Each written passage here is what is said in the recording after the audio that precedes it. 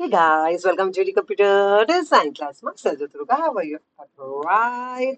तो गाइस आज की वीडियो क्लास 12 के कंप्यूटर साइंस के बच्चों के लिए स्पेशली बनाई जा रही है उनकी रिक्वेस्ट पर।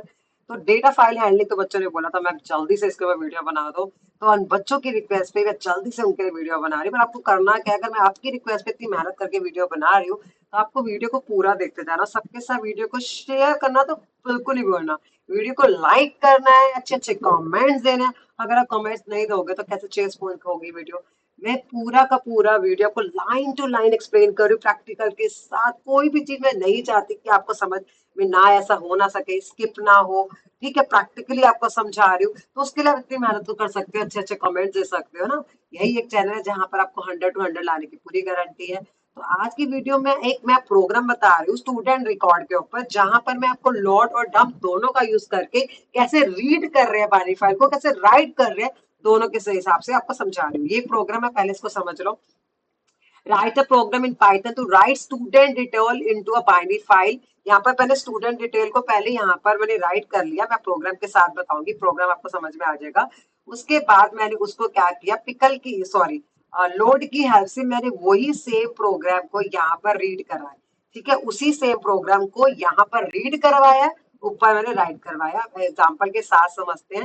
पहले आप यहाँ पर देखिए, मैंने एक प्रोग्राम बनाया, पहले इस प्रोग्राम को समझिए। उसी प्रोग्राम को मैंने इजी और सिंपलेस्ट वे में बनाया, अगर आप समझेंगे यहाँ पर तो। हाँ, अब यहाँ पर देखो मैंने प्रोग्राम बनाया है। दोनों तरीके बताऊंगी। यहाँ पर आप देखिए, पहले मैंने क्या लिखा है, इम्पोर्ट पिकल, इम्पोर्ट पिकल। ठीक है, data to store record list बना दी जहां पर मैंने डेटा स्टोर कर दिया, नेम और मार्क्स। ठीक है, अब यहाँ पर मैंने फाइल ओपन कर लिया स्टूडेंट डॉट डेट के नाम, डॉट डी पता है बाइनरी का एक्सटेंशन होता है। यहाँ पर राइट करवाना है तो डब्ल्यू, दैट इज बेसिक, अभी तक इतनी बार समझा चुकी हूँ। स्टोर डेटा इनटू बाइनरी, जब भी आपको डेटा को स्टोर करना होता है आपको पिकल डॉट डम, आगे आपको रिकॉर्ड एफ लिखना होता है, ये भी आपको पता है। फाइल को यहाँ पे क्लोज कर दिया, यहाँ पे लिख दिया बाइनरी फाइल ऑलरेडी क्रिएटेड। ठीक है, जब मैं इसको यहाँ पर रन कर रही हूँ, प्रोग्राम को रन करने के बाद यहाँ पर आप देख रहे हो कि ये बाइनरी फाइल क्रिएटेड है। किस नाम से है, स्टूडेंट के नाम से। अब मैं जाती हूँ अपना कहाँ पर, जो मेरी फाइल है यहाँ पर स्टूडेंट के नाम से जो मेरी फाइल बनी हुई है, यहाँ पर स्टूडेंट डेटा के नाम से मेरा एक ये बना हुआ। इसको जब मैंने क्लिक किया तो आपने देखा कुछ समझ में नहीं आ रहा, that is not in readable format. समझ में आ रहा, सेम प्रोग्राम ही मैंने आपको दिखा दिया है। अब एक और चीज आप समझेंगे मुझसे, यही सेम फाइल को मैं दूसरे प्रोग्राम के साथ एक्सप्लेन कर रही हूँ, जहां पर मैं यहाँ पर तो मैंने डायरेक्ट ले लिया। अब मैं आपको वाइल ट्रू की हेल्प से यूजर के इनपुट से प्रोग्राम बताऊंगी। क्या कर सकते हैं, इसी सेम प्रोग्राम को आप यूजर के इनपुट से कैसे कर सकते हो। सेम प्रोग्राम है, बस उसको लिखने का तरीका अलग है। जहां पर मैं यूजर से कैसे इनपुट ले सकते हैं वही बता, सेम राइट करवा रही हूँ, कुछ नहीं करना। मैंने इम्पोर्ट पिकल किया है, स्टूडेंट डॉट डेटा के नाम की फाइल है, राइट करवा रही हूँ। रिकॉर्ड को मैंने ब्लैंक रख दिया, वहां पर आपने देखा था रिकॉर्ड के अंदर ही मैंने सारा डेटा डाल दिया। दोनों तरीके से अलग अलग तरीकों से आपको प्रोग्राम समझा रही हूँ। यूजर से मैंने इनपुट वाइल ट्रू, जब प्रोग्राम आपसे चलता रहेगा कॉन्टिन्यूली आस्क करता रहेगा जब तक आप यस नो चॉइस नहीं दोगे। यहाँ पर मैंने नेम इनपुट करवा लिया, यहाँ पर मार्क्स इनपुट करवा लिया। यहाँ तक कोई डाउट नहीं होना चाहिए, बहुत ही इजी तरीके से मैं बता रही हूँ आपको। अब यहाँ पर मैंने क्या कर दिया, लिस्ट को एक रोल नंबर, नेम और मार्क्स को मैंने एक ही वेरिएबल के अंदर डाल दिया। ठीक है, जितना भी मैं डेटा यूजर डाल रहा हूँ उसको मैं रिकॉर्ड के अंदर अपेंड करती जा रही हूँ। क्या कर रही हूँ, अपेंड करती हुई जा रही हूँ। अपेंड फंक्शन आपको पता है लिस्ट पे यूज होता है।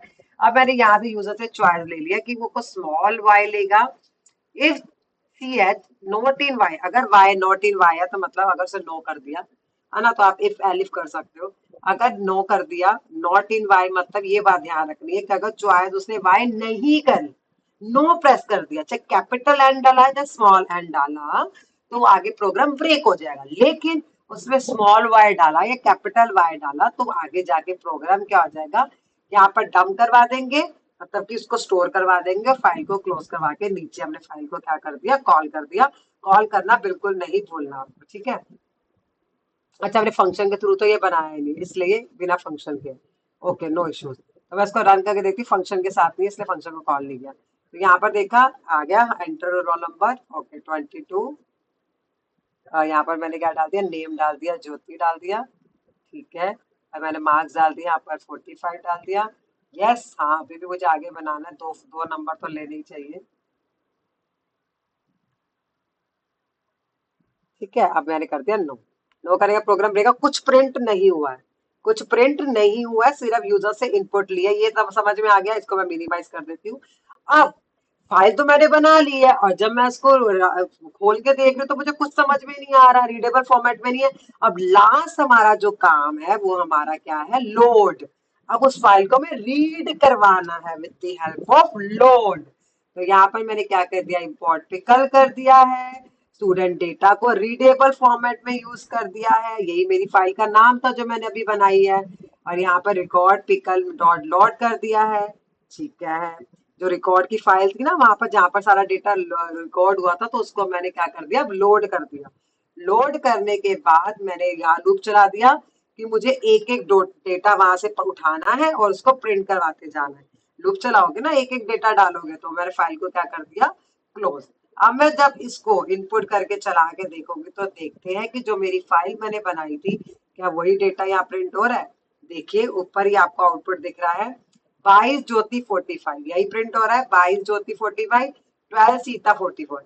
यही दोनों फाइल जो मैंने राइट करवाई थी, जब मैंने रीड करवाई, तो दोनों फॉर्मेट में मुझे रीडेबल फॉर्मेट में आ गई। So easy, so simple.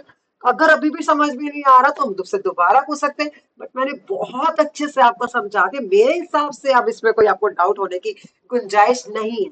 सबसे इंपॉर्टेंट बात, आपको प्रैक्टिस करनी है, और आप मुझे अच्छे अच्छे कमेंट देंगे तो मैं और क्वेश्चन लेके आपको डीपली डिटेल में समझाऊंगी।